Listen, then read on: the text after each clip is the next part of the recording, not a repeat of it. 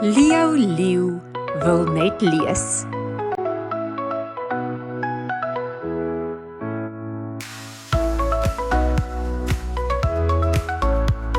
Jy luister na Klets in Afrikaans.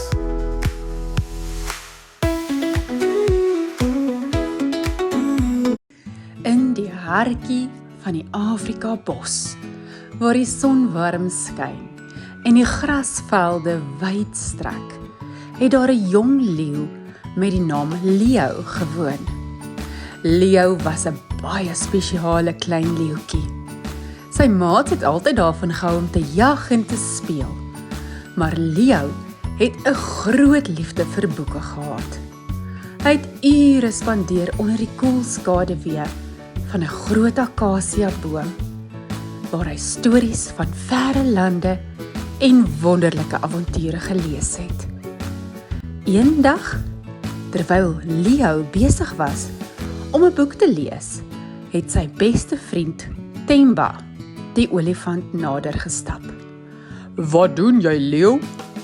het Themba gevra, sy groot ore flapperend van nuuskierigheid.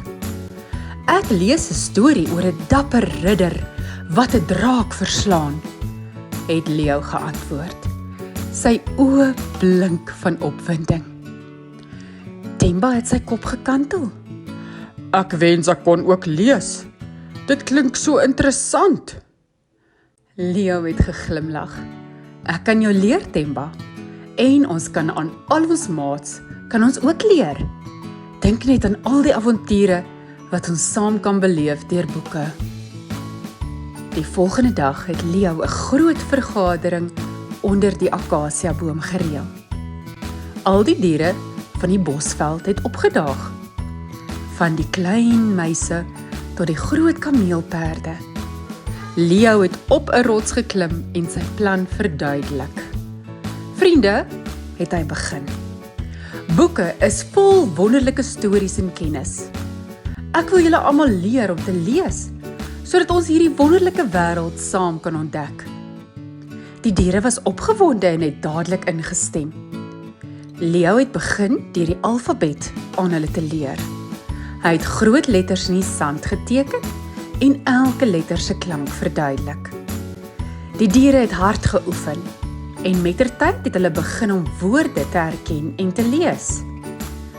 Themba was een van die eerstes wat geleer het om te lees.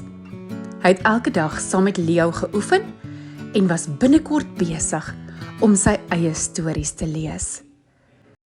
Die ander diere het ook vinnig gevorder. Die apies het boeke in die bome geneem en vir mekaar gelees, terwyl die zebras stories gedeel het tydens hul waterdrink sessies by die rivier. Mettertyd het die hele bosveld verander. Die diere het nie meer net oor die gewone dinge gepraat nie, maar oor die wonderlike stories wat hulle gelees het. Hulle het nuwe dinge geleer en hul verbeelding het gegroei. Die bosveld het 'n plek van kennis en avontuur geword. Alles te danke aan Leo se liefde vir lees.